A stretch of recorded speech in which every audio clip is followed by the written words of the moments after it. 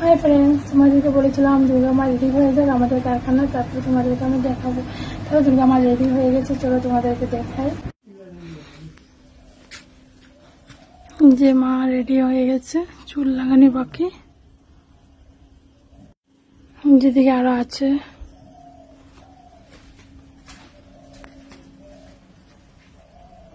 যে সাইডে আরো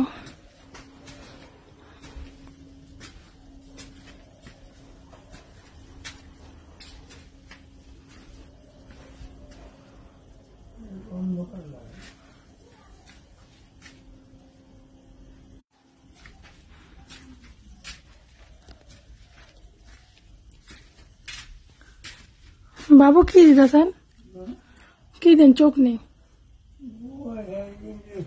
हिंदुरेरा। हाँ, এই যে সবগুলো রেডি হয়ে গেছে, শুধু চুল লাগানো বাকি।